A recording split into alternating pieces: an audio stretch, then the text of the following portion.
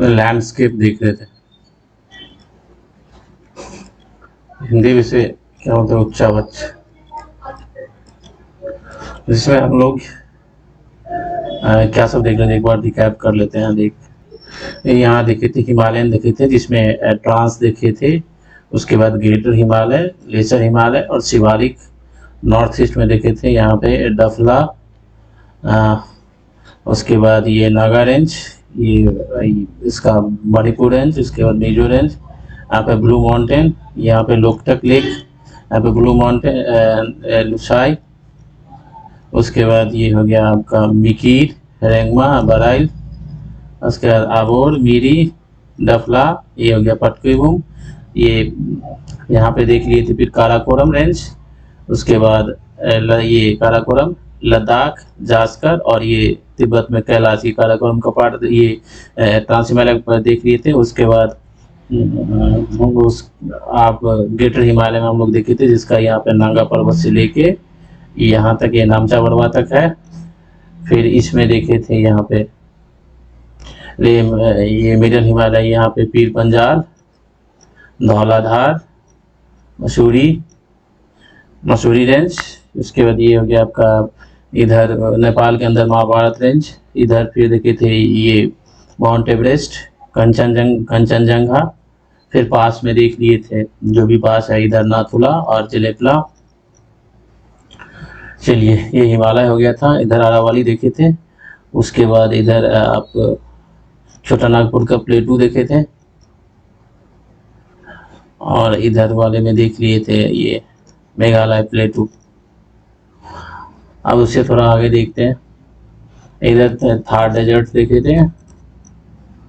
अब आगे देखते हैं, आगे देखिए मैप। अब देखिए इधर, यहाँ पे जब हम सेंट्रल हाईलैंड देखते हैं, सेंट्रल हाईलैंड ये हो गया, जिसमें हम लोग देखे थे मालवा प्लेटू, ये मेवाड़ का प्लेटू, मालवा प्लेटू, ये हो गया बुंदेलखंड, ये बघेलखंड, ये बांदेरखंड देखे थे। और इधर देख लिए थे अरावली, यहाँ से निकलती है बनास, ये हो गया चंबल, ठीक, ये जाके यमुना में मिलती है, मीट करती है, समझे। अब उसके बाद देखते हैं यहाँ के बाद ये जो प्लेटू है, ये स्टार्ट होता है आपका विंध्यन। ये विंध्यन में जो इसका पार्ट है, विंध्यन का जो गुजरात में इसका पार्ट है, इसे बोलते हैं जोवट हिल। और इधर इसका बिहार में जाता है कैमूर प्लेटू, समझ गए। और विंध्यन एक क्या है, ब्लॉक पर्वत है, ब्लॉक माउंटेन है। ब्लॉक माउंटेन क्या होता है, देखिए जब हम पढ़े थे तो प्लेट टेक्टोनिक में देखे थे, ये प्लेट्स दूसरे प्लेट से ऐसे टकराएगा सामने से, तो क्या होगा, कंप्रेशन की वजह से इसमें इस तरह का स्ट्रक्चर बनेगा। बट ये देखिए, ये एक स्ट्रक्चर है, ये जब ये सेम स्ट्रक्चर ऐसे करके मान लीजिए कोई इस स्ट्रक्चर से, वो जब इस दोनों के बीच में कंप्रेशन होता है, तो because of compression and tension forces. Tension क्या होता है, देखिए ये एक लाइन है, इसको यदि इधर खींचेंगे इस साइड और इधर इस साइड, ये पूरा इसमें क्या होगा, टेंशन फोर्स क्रिएट होगा, ठीक है। इसकी वजह से क्या होता है, ये टूटता है, टूटने की वजह से इसमें इस तरह के स्ट्रक्चर बनते हैं, ये इस तरह के स्ट्रक्चर बनता है। तो ये क्या हो गया, रिफ्ट वैली बन जाता है, ये नीचे वाला पार्ट, इसको क्या बोलते हैं, ब्लॉक माउंटेन, ठीक। तो एक फ्रांस में है वो ब्लैक फॉरेस्ट और वॉसजेस ब्लॉक माउंटेन बोला जाता है। तो ये देख लीजिए, इमेंस कंप्रेशन और टेंशन की वजह से ये टूटता है एक पार्ट। अब देखिए ना, ऐसे करके ये इसे लगाया, ये ऐसे फोर्स लगाया दोनों, अभी दोनों कंप्रेशन होगा तो ये वाला पार्ट मान लीजिए ये नीचे चला गया, तो जैसे ये नीचे चला जाएगा तो इस तरह का स्ट्रक्चर बन जाएगा ना, इस तरह का स्ट्रक्चर बन जाएगा, तो ये रिफ्ट वैली हो जाएगी, ये ब्लॉक माउंटेन हो जाएगा। तो विंध्यन क्या है, विंध्यन एक ब्लॉक माउंटेन का एग्जांपल है, ठीक है। तो विंध्यन के बाद इधर एक रिवर है जिसे बोलते हैं नर्मदा रिवर, ये यहाँ से निकलती है, माउंट अमरकंटक से निकलती है। इसके बाद ये आपका हो गया सतपुड़ा का जो इधर गुजरात, ये गुजरात वाले पार्ट में इसको बोला जाता है राजपीपला, राजपीपला। ठीक, उसके बाद यहाँ आ जाए मध्य प्रदेश में। मध्य प्रदेश में इसे बोला जाता है, इसे महादेव रेंज। महादेव रेंज, इसी में इसके सबसे ऊंचे वाला पीक पॉइंट है, उसे बोला जाता है धूपगढ़। धूपगढ़, ठीक, गढ़ जो कहाँ है, ये पंचमढ़ी में है, पंचमढ़ी में स्थित है। उसके बाद ये हो गया आपका Maikal range. Maikal range, Maikal range. और इधर का क्या है, इधर भी जब निकलते हैं, इधर है, जब हम पढ़े थे ये हाईलैंड वाला पार्ट, हम एग्जैक्ट नहीं मैप ड्रॉ कर पाए हैं, तो इधर हाईलैंड वाला पार्ट पढ़े थे, तो यहाँ पे क्या है, बेसिन, बेसिन है, बेसिन रेंज है, छत्तीसगढ़ बेसिन है, जो मतलब इसको ये बेसिन रेंज है ना, इसको छत्तीसगढ़ बेसिन से अलग करता है। छत्तीसगढ़ बेसिन बताए थे ना, छत्तीसगढ़ बेसिन है जो कि स्ट्रक्चरल बेसिन है। स्ट्रक्चरल बेसिन है जिसमें कि धसाव से बना हुआ है, सब्सिडेंस से बना हुआ है, जिसमें कि यहाँ पे एग्रीकल्चर ऐसे की डिपोजिशन हो गया, तो यहाँ की जो सॉइल है, जब जैसे डिपोजिशन होगा तो इरोजन वाला मटेरियल यहाँ आके डिपोजिट हो गया, तो यहाँ की जो सॉइल है बहुत प्रोडक्टिव है, समझ गए। तो ये हो गया आपका मैकाल, मैकाल रेंज। हाँ, और जब हम ये सतपुरा हो गया। अब सतपुरा से जब इधर निकलते हैं तो ये यहाँ पे एक ये माउंट अमरकंटक से निकलते हैं, ठीक। ये हो गया आपका महादेव रेंज, ये हो गया मैकाल रेंज, ठीक। इसे बोलते हैं राजपीपला, समझ गए। तो ये जो मेन है, ये जो विंध्यन वाला है पार्ट, ये जो है ये इधर के एरिया को, इधर का जो बेसिन है, ठीक, उसको अलग करता है, किसे साउथ से अलग करता है, विंध्यन रेंज, समझे। जैसे कि अरावली, अरावली क्या करता है, ये गंगेटिक बेसिन जो है ना, उसको अलग करता है इधर से, ठीक। अब इधर से जो फ्लो करने वाली रिवर है, ये इससे आके मीट नहीं कर पाएगी, क्योंकि क्या है, ये अरावली है। उसी तरह से जो इधर से इधर वाली रिवर है, इसमें नहीं मीट कर पाती, क्यों, किस वजह से, क्योंकि यहाँ पे ये, तो ये मेन है एक क्लाइमेटिक डिवीजन का काम। ये क्लाइमेटिक डिवीजन का भी थोड़ा सा रोल होता है इसमें, क्लाइमेटिक डिवीजन का भी रोल होता है। जैसे मान लीजिए ये माउंटेन है, विंध्यन वाला है, तो एयर मास जब इधर से फ्लो करेगा, तो जैसे हम पढ़ते हैं ना, जो ये मानसूनल रेंज होता है, तो ये जब मानसून की हवा ऐसे करके निकलती है, दो पार्ट में, इधर टकराती है, इधर जाती है, इधर जाती है, तो एक जो पार्ट है ना, इधर से ऐसे करके इस रेंज इधर से निकल जाती है, तो ये एक क्लाइमेटिक डिवीजन का भी काम करता है। और जो वाटर जो फ्लो करता है, जो रिवर का रिवर बेसिन है, उसको भी ये सेपरेट करता है, इधर गंगेटिक बेसिन को इधर वाले से, दक्कन के प्लेटू से सेपरेट करता है, समझ। तो चलिए, इधर हम लोग देख लिए थे, दंडकारण्य रीजन सब देख लिए थे, ये छत्तीसगढ़ बेसिन देख लिए थे, छोटा नागपुर प्लेटू देख लिए थे। अब आते हैं ये डेक्कन ट्रैप वाला पार्ट। डेक्कन ट्रैप क्या है, डेक्कन रीजन क्या है। डेक्कन रीजन जो बना हुआ है, एक बसाल्ट रॉक से बना हुआ है, बसाल्ट रॉक से बना हुआ है, ठीक। बसाल्ट रॉक से बना हुआ है, तो इसमें क्या होगा, ब्लैक सॉइल होगा, ठीक, समझ गए। तो ये मतलब ऑलमोस्ट ये महाराष्ट्र में फैला हुआ है। और ये बसाल्ट रॉक्स जो है ना, बसाल्ट रॉक, ये थोड़ा सा इधर आपका कर्नाटक और तेलंगाना वाले रीजन में भी फैला हुआ है, समझ गए। अब हम आते हैं डेक्कन ट्रैप वाले पार्ट में। डेक्कन ट्रैप वाले में पढ़ते हैं, ये हो गया आपका क्या, वेस्टर्न घाट, ठीक। ये हो गया आपका ईस्टर्न घाट। तो वेस्टर्न घाट से ये निकली हुई है हरिश्चंद्र, ये नहीं, ये सतमाला, अजंता, बालाघाट और ये हरिश्चंद्र, ये चार रेंज जो है ये महाराष्ट्र में फैली हुई है। सतमाला, अजंता, इसको बोला जाता है बालाघाट, और ये हरिश्चंद्र, ये वेस्टर्न घाट से निकली हुई एक रेंज है, वो डेक्कन ट्रैप में है, समझ।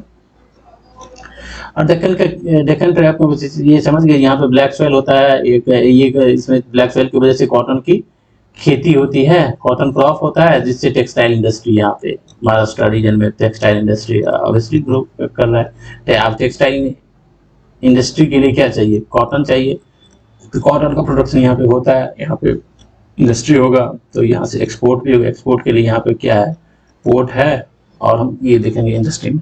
आप ये हो गया। अब हम आते हैं इधर वाले साउथ वाले रीजन में आते हैं, साउथ वाले रीजन में देखिए, अब साउथ वाला रीजन जो है उसमें ये देखिए, यहाँ पे है एक तेलंगाना प्लेटू।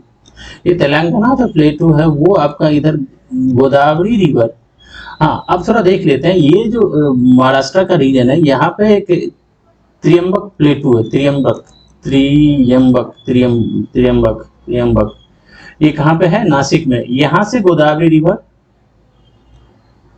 निकलती है, इमर्ज होती है और ये ऐसे करके फ्लो करती है, ठीक। उसके बाद यहाँ पे है महाबलेश्वर, महाबलेश्वर से आपको महाबलेश्वर से कौन सी रिवर फ्लो करती है, यहाँ से कृष्णा निकलती है और ऐसे करके जाती है, समझ गए। तो ये जो गोदावरी रिवर है, गोदावरी रिवर, गोदावरी से लेके ये कृष्णा तक के पार्ट को, ये तेलंगाना का प्लेटू, तेलंगाना, और इधर वाले पार्ट को क्या बोलते हैं, रायलसीमा, रायलसीमा, समझ गए। अब देखिए ये हो गया कर्नाटक वाला पार्ट। कर्नाटक वाले पार्ट में क्या है, इसके यहाँ का जो प्लेटू है इसे एक इस तरह का स्ट्रक्चर है, इसको ऐसे करके ऐसे और एक ऐसे करके, तो ये वाला जो स्ट्रक्चर है इसको बोला जाता है मलनाड, मलनाड, और इस वाले को बोला जाता है मैदान, प्लेन।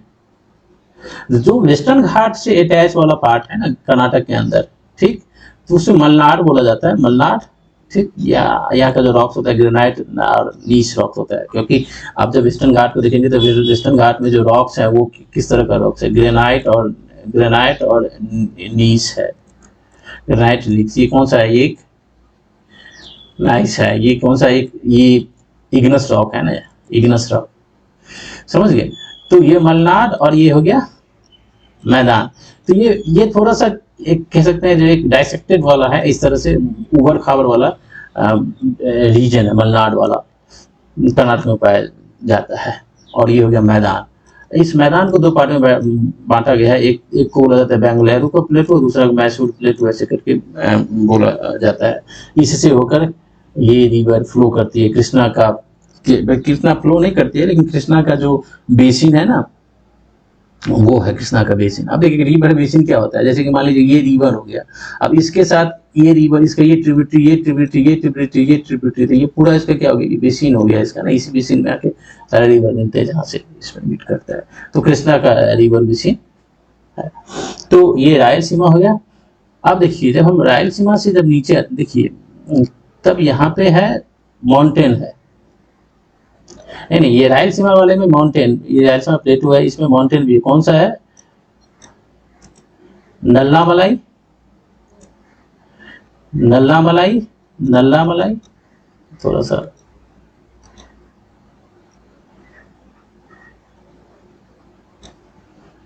ये तेलंगाना वाला पार्ट, ये रायलसीमा वाला, यहाँ पे मान लीजिए ये हो गया नल्लामलाई, नल्लामलाई,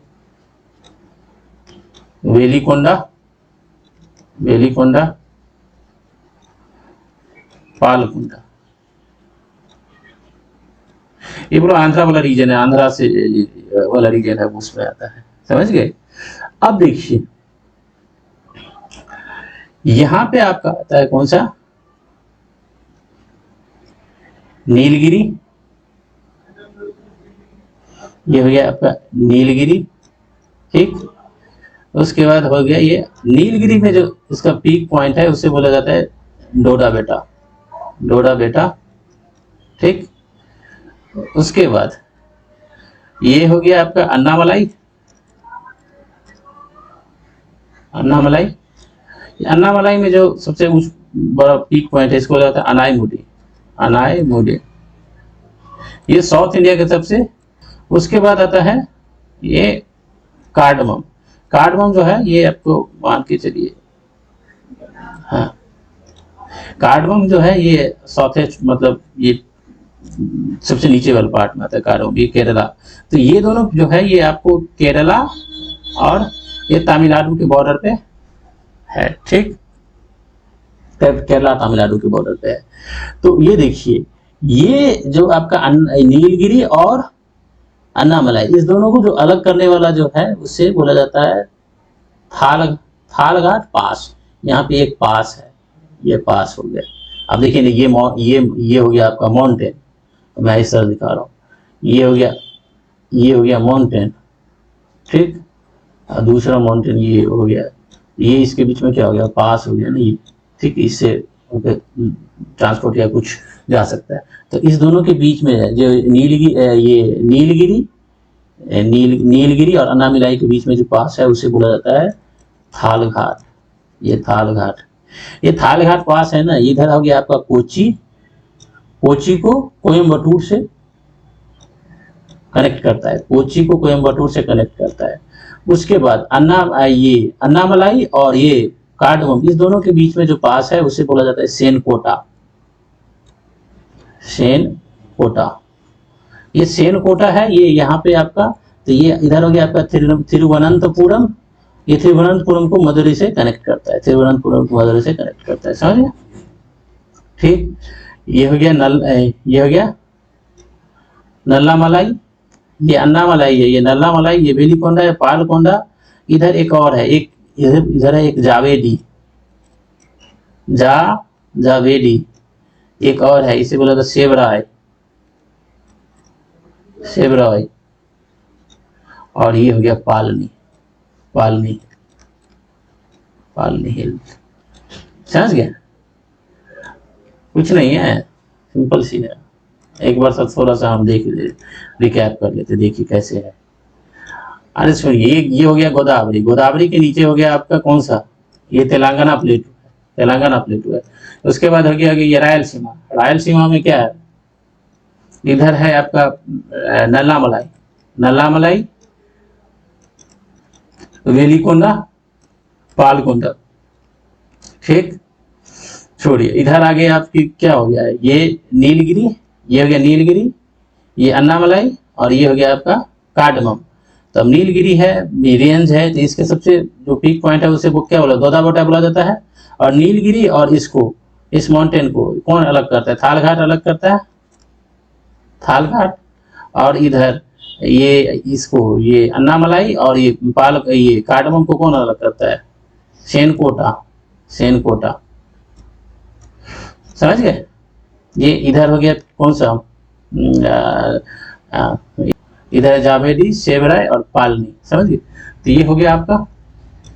अब थोड़ा सा हम एक चीज दिखाना, ये जो हम जब कर्नाटक का प्लेटू देखे थे तो उसमें ये देखे थे मलनाड, और ये हो गया मैदान।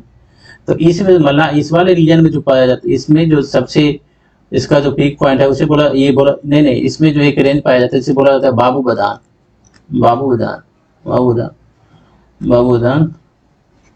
इसके जो सबसे पीक पॉइंट है इसको बोला जाता है कुद्रेमुख। अब यहाँ पे आयरन ओर बहुत ज्यादा है, कुद्रेमुख में आयरन ओर, यहाँ पे आयरन ओर है, तो कौन सा इंडस्ट्री डेवलप है यहाँ पे चिकमंगलुरु वाले रीजन में। तो अब देखिए, जैसे कि हम देख रहे थे इधर जो दक्कन वाला पार्ट देख रहे थे, यहाँ पे दो पास है, एक है पालघाट, एक है थालघाट। जो थालघाट है वो मुंबई को नासिक से जोड़ता है, ठीक। और दूसरा कौन सा है, थालघाट, और दूसरा है भोरघाट। जो भोरघाट है वो मुंबई को पुणे से कनेक्ट करता है। समझ गए। तो अब देखिए, थोड़ा सा हम वेस्टर्न घाट और ईस्टर्न घाट के बारे में देखते हैं। वेस्टर्न घाट आपका यहाँ से गुजरात, ये इधर से लेके यहाँ केरला, तमिलनाडु तक है वेस्टर्न घाट। वेस्टर्न घाट का क्या है, ये कि ये एक इसका जो स्लोप है, स्टीप स्लोप है यहाँ से, ठीक, इस तरह का है स्लोप, स्टीप स्लोप है। समझ गए।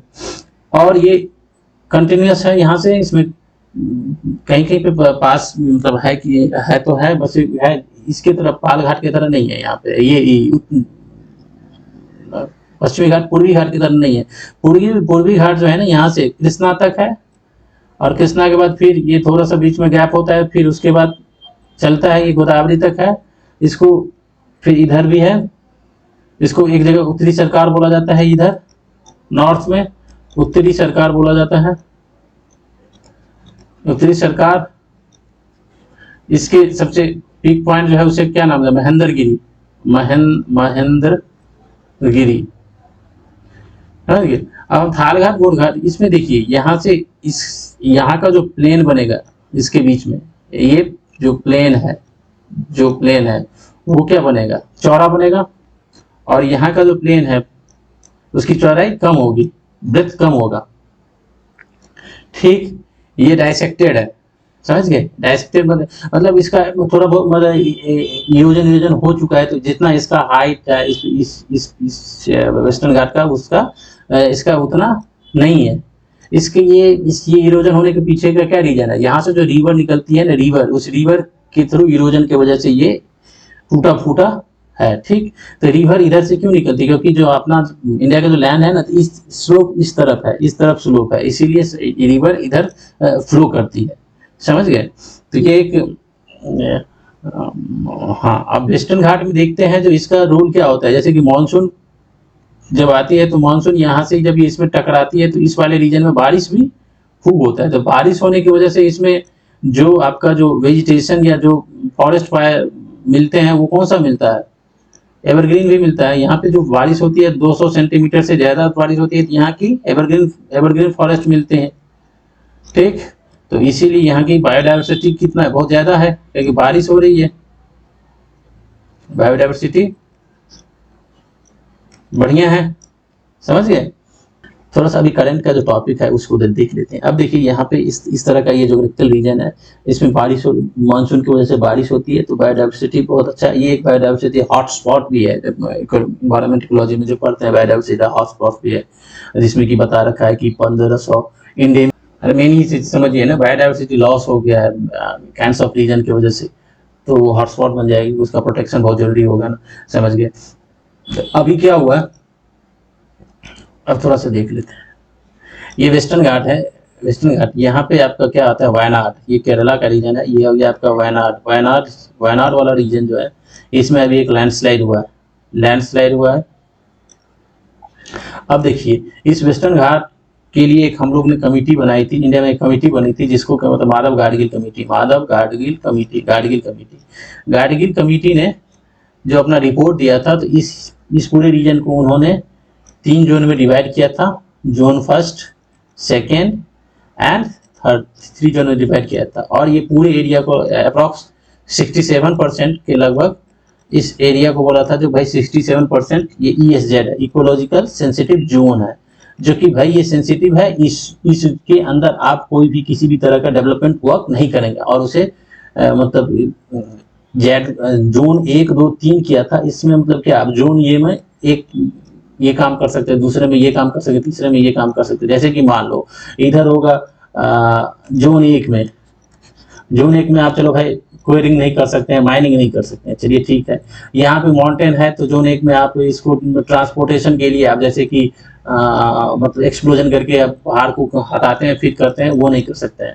यदि एग्रीकल्चर है इधर, एग्रीकल्चर लैंड में इंक्रीज नहीं कर सकते हैं। ठीक, इस तरह से बढ़ाने, डिफॉरेस्टेशन नहीं कर सकते, मतलब डिफॉरेस्ट करके आप एग्रीकल्चर को बढ़ा नहीं सकते।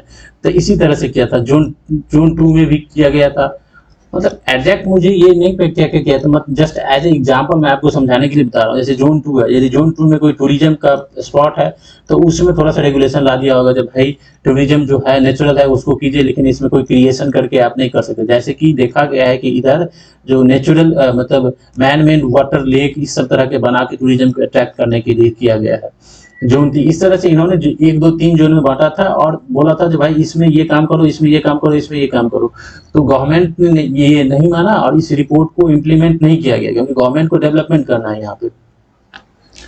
अब वो डेवलपमेंट किसी भी कॉस्ट पे हो सकता है। फिर उसके बाद ये माधव गाडगिल के बाद आया था TSR Subramanian committee. Subramanian committee ने भी, अब वो सुब्रमण्यम कमेटी ने अपना 37% को उन्होंने 67 से कम करके 37% को उन्होंने बोला कि इसको ESZ में रखते हैं, सेंसिटिव जोन में। 1, 2, 3 करके इन्होंने भी दिया, लेकिन इनका भी फुल इम्प्लीमेंटेशन नहीं हुआ। तो अभी जो क्या है वायनाड के अंदर हुआ था, वायनाड में ये वायनाड का ये वायनाड में जो एक जिस गांव जिस विलेज जिस एरिया में हुआ था उसे कहा जाता है ये ईएसजेड वाले जोन में आता था। ठीक, तो इसमें हुआ क्या, एकाएक इस रीजन में मैं बता देता हूँ, इस रीजन के अंदर मैं बता देता हूँ ये क्या है, ये वायनाड वाला ये है, ये 3 पॉइंट पे इधर डेक्कन वाला पार्ट से भी टच करता है, क्योंकि डेक्कन उधर भी कर्नाटका में भी है ना डेक्कन। तो हाँ, यहाँ पे क्या हुआ कि मतलब जो रेनफॉल है बहुत ज़्यादा हो गया, बहुत ज़्यादा मतलब क्या हो गया भाई, जो 10 दिन में या 1 महीना के अंदर होना चाहिए था वो क्या हो गया 2 दिन के अंदर बारिश हो गई। तो बारिश जो होगी इस तरह का ये था, स्ट्रक्चर था इस तरह का। ठीक, तो यहाँ पे जो यहाँ का जो सॉइल था वो बिकॉज ऑफ डिफॉरेस्टेशन और जो वायनाड वाला रीजन है ना, तो उसमें देखा गया है कि जो आप मतलब यहाँ पे जो टी प्लांटेशन है उसमें लगभग 1800% बढ़ा है, मतलब ब्रिटिश के टाइम से लेकर अभी तक में देखेंगे टी प्लांटेशन बहुत ज़्यादा बढ़ा है, और ये मोनोक्रॉप टाइप से ये यहाँ पे हो रहा है और डिफॉरेस्टेशन हुआ। तो ये जो लैंड है ये मतलब एक तरह से इसको उतना कॉम्पैक्ट नहीं था, जैसे कि कहते हैं ना सख्त एकदम कठोर होना चाहिए जिसमें पानी का बारिश भी हो तो उससे फर्क ना पड़े, लेकिन ये जो था सॉफ्ट हो गया था।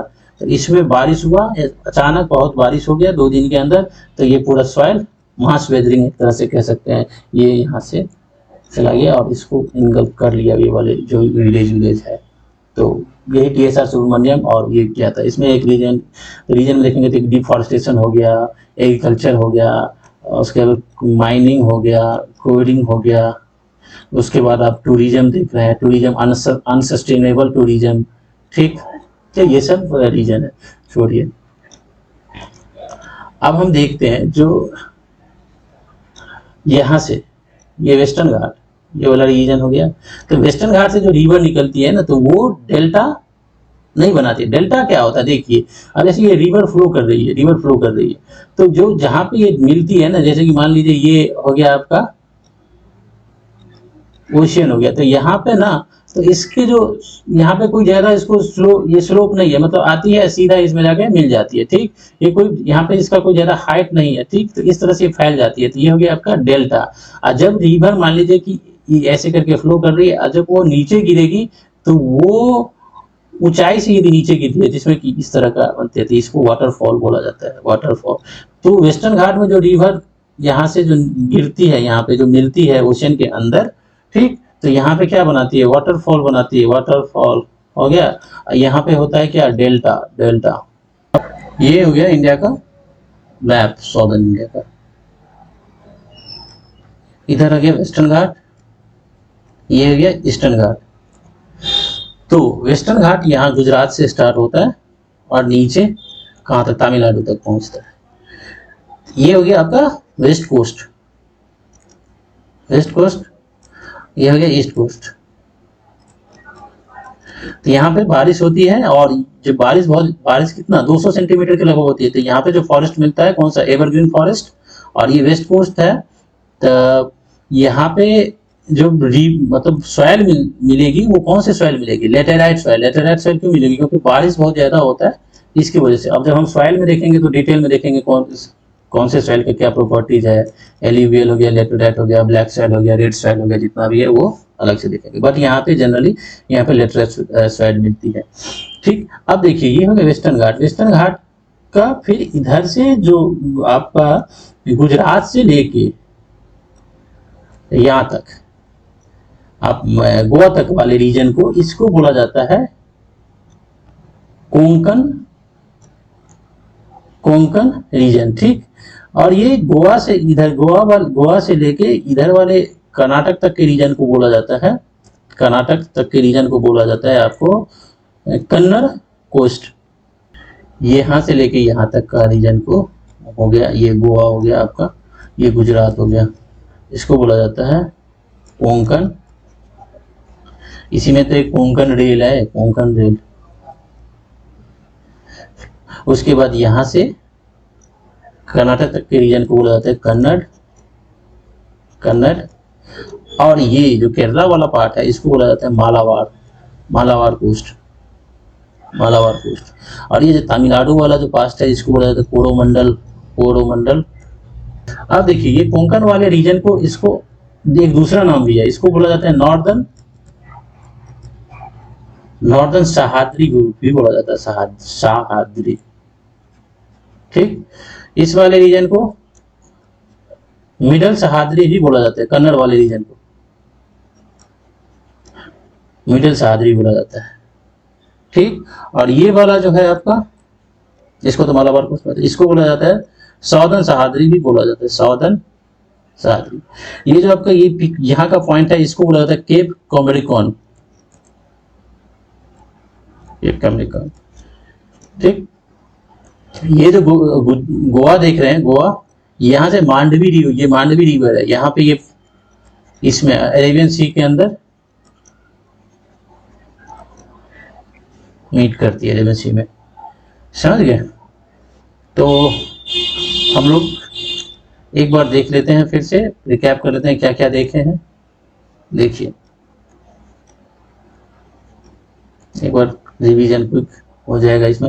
ये देखिए हम लोग क्या देखें इसमें, एक हो गया विंध्यन रेंज, तो विंध्यन रेंज के जो ये गुजरात वाला पार्ट है इसको क्या बोला जाता है, जोबट हिल, जोबट हिल। ये इधर वाले पार्ट को जो कि बिहार में आता है उसे कैमूर बोला जाता है। और विंध्यन के बाद वाला जो विंध्यन क्या है, एक ब्लॉक माउंटेन है। ब्लॉक माउंटेन में बताए थे प्लेट टेक्टोनिक में जैसे कंप्रेशन के बाद क्या होता है, फोल्डेड माउंटेन बनता है। ठीक, इधर इधर कौन सी रिवर फ्लो करती है, नर्मदा, विंध्यन के बाद। और नर्मदा के बाद क्या है, कौन सा है, सतपुरा। सतपुरा के अंदर हम क्या देखे थे, सतपुरा का जो गुजरात वाला पार्ट है इसको बोला जाता है जो राजपीपला, राजपीपला। फिर यहाँ पे आपका आता है महादेव, ये हो गया आपका मैकाल।